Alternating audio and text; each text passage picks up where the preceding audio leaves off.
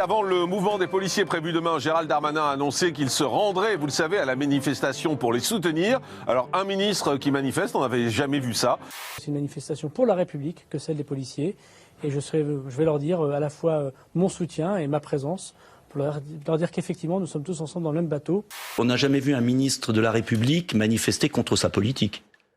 Donc c'est une façon pour M. Darmanin de s'exonérer de ses responsabilités. Non, il ne va pas manifester contre lui-même, évidemment. Il sera dans son rôle de ministre de l'Intérieur, c'est-à-dire de premier policier de France. Il ira saluer les policiers dans un moment où je pense qu'il est essentiel que la nation tout entière montre à quel point nous sommes derrière nos forces de l'ordre. Demain, il ne s'agit pas d'un hommage aux policiers. Contrairement aux apparences, demain, il s'agit d'une manifestation revendicative d'organisations policières qui ont un cahier de revendications avec lequel nous sommes en radical désaccord. Alors que le sang n'est pas séché, alors que des policiers sont assassinés, et après les propos ignominieux de votre président de groupe, ignominieux, vous arrivez encore à mettre 1 degré supplémentaire à la bassesse. Et on voit bien ce qu'il veut exprimer, ce que nous avons tous besoin d'exprimer.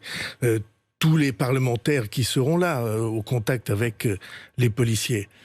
Les policiers nous protègent et on a le sentiment que personne ne les protège eux. C'est une pantomime, ce petit arlequin de Beauvau qui court après toutes les émotions. C'est pas gênant que d'une certaine manière, Gérald Darmanin, il cautionne finalement une manifestation qui va critiquer clairement Éric Dupond-Moretti, le garde des Sceaux?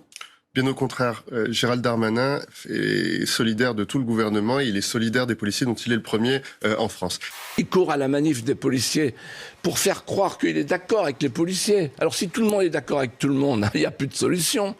Mais demain, manifester avec M. Darmanin pour faire pression sur le ministre de l'Intérieur, c'est incompréhensible. Je pense même que les policiers de la base vont un peu être choqués, à mon avis, par cette récupération politicienne. Et au lieu de soutenir ceux qui abattent l'ordre républicain pour mieux prolonger votre idéologie mortifère, vous désarmez la police nationale par vos propos et vos insultes. Vers la fin du port du masque obligatoire à l'extérieur, on y arrivera bientôt, a indiqué ce matin le ministre de la Santé, Olivier Véran. Castex, il est beaucoup plus clair que Dr Véran, le ministre de la vérité de Orwell. Il dit, je l'ai vu chez vous, sur votre antenne, il dit, pour la grippe, il faudra remettre les masques. Bien sûr, mais mon ami a le doigt, je le dis sans arrêt. Rivaux historiques, le groupe M6 a annoncé que Bouygues et sa filiale TF1 voulaient racheter 30% de son capital. Bouygues devrait débourser plus de 640 millions d'euros pour sceller cette fusion. Ça gagne combien par mois, ministre? Alors, de tout déduit, je crois que je suis à 6005 net. C'est transparent. Je vais pas dire de bêtises, ouais. Grâce à ce projet de fusion entre TF1 et M6, le chiffre d'affaires de l'entité s'élève à 3,4 milliards d'euros cumulés.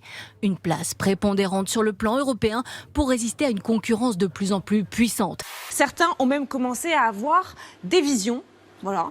Ça donne un Mimi Etchebest. D'autres ont commencé à avoir des fusions partout. Ils vont lancer l'amour et dans Koh-Lanta et Danse avec le meilleur pâtissier, ça va être le feu. Déraillement spectaculaire d'un train dans l'état de l'Iowa.